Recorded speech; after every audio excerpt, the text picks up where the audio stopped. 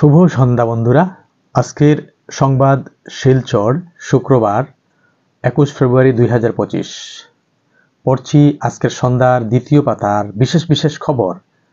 Zelensky বিনা ভোটের স্বৈরশাসক, Ukraine যুদ্ধ নিয়ে বেনজির আক্রমণ ট্রাম্পের, মিথ্যার জগতে বাস করছেন মার্কিন প্রেসিডেন্ট, পাল্টা হুঙ্কার ইউক্রেনীয় নেতা জেলেনস্কির, হাইকোর্টের বিচারপতিদের বিরুদ্ধে তদন্ত করতে পারবে না লোকপাল, নির্দেশ সুপ্রিম কোর্টের।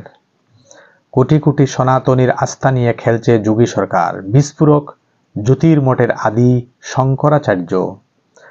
10 বছর আগে বিধানসভা থেকে চ্যাংদুলা করে বের করা বিজেন্দরকে স্পিকার করল বিজেপি।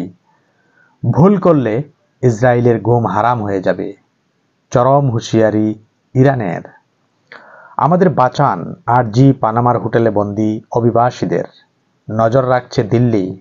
মার্কিন আকাশে ফের বিপদ, অ্যারিজোনায় 2 বিমানের মুখোমুখি সংঘর্ষে নিহত 2। অনলাইনে বিক্রি হচ্ছে মহাকুম্ভে মহিলাদের স্নানের আপত্তিকর ভিডিও, অ্যাকশনে যোগী পুলিশ। শিক্ষা থেকে সম্পত্তি, চমকে দেবে দিল্লির নতুন মুখ্যমন্ত্রী রেখা গুপ্তার জীবন কাহিনী।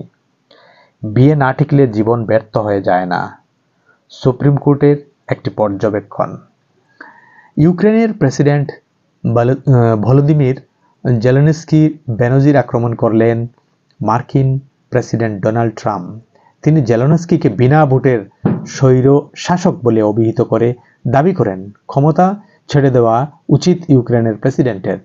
বুধবার রাতে সৌদি আরবের উদ্যোগে মায়ামিতে অনুষ্ঠিত এফআইআই প্রায়োরিটি সম্মেলনে বক্তব্য রাখতে গিয়ে ট্রাম্প বলেন, নির্বাচন ছাড়াই ক্ষমতায় রয়েছেন জেলেনস্কি, তিনি তো একনায়ক, তার এখনই সরে দাঁড়ানো উচিত, না হলে ইউক্রেন বলে বিশ্ব মানচিত্রে কিছু থাকবে না।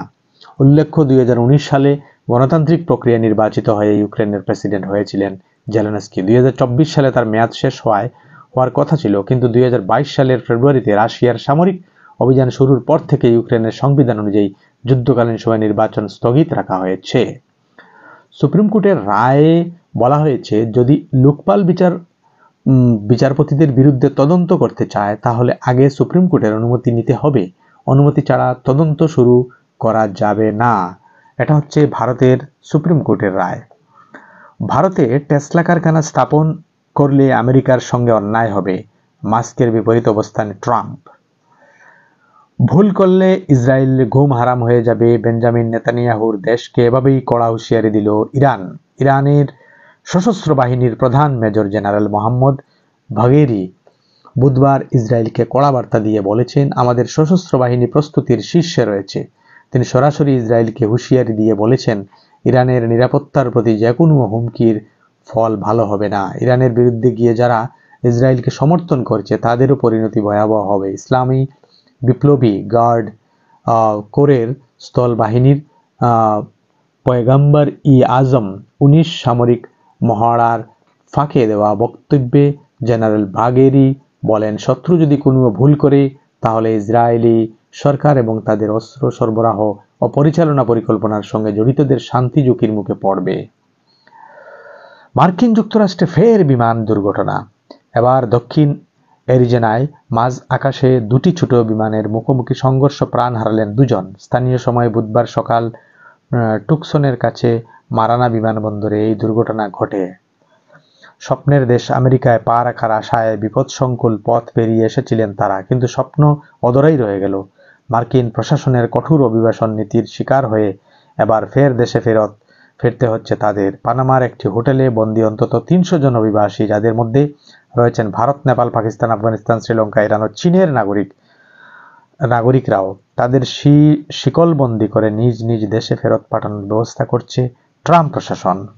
দিল্লির রাজনৈতিক ইতিহাসে এক নতুন অধ্যায়ের সূচনা হলো বৃহস্পতিবার। মুখ্যমন্ত্রী পদে শপথ নিলেন 50 বছর বয়সী বিজেপি নেত্রী রেখা গুপ্তা। 1974 সালের 19 জুলাই হরিয়ানার জিন্দ জেলার নন্দগড় গ্রামে এক বৈশ্য পরিবারে জন্মগ্রহণ করা রেখা দিল্লি বিশ্ববিদ্যালয়ের দৌলতরাম কলেজ থেকে 1993 সালে বাণিজ্যে স্নাতক ডিগ্রি অর্জন করেন। এরপর তিনি চৌধুরী চরণ সিং বিশ্ববিদ্যালয় থেকে এলএলবি ডিগ্রি সম্পন্ন করেন। ফিলিপাইন্সে মশা মারলেই পুরস্কার। ফিলিপাইন্সের বারাঙ্গে অ্যাডিশনাল হিলস এলাকায় ডেঙ্গু প্রতিরোধের অভিনব এক পদক্ষেপ নিয়েছে স্থানীয় প্রশাসন। এবার মশা মারলেই মিলবে পুরস্কার। ধ্যানের ভূমিকা আলোচনা দিল্লিতে গ্লোবাল কনফারেন্স। 8 বছর আগের খুনের মামলায় 17 জনকে যাবজ্জীবন। রাজনৈতিক কারণে সুনিতাদের আকাশে আটকে রাখেন বাইডেন।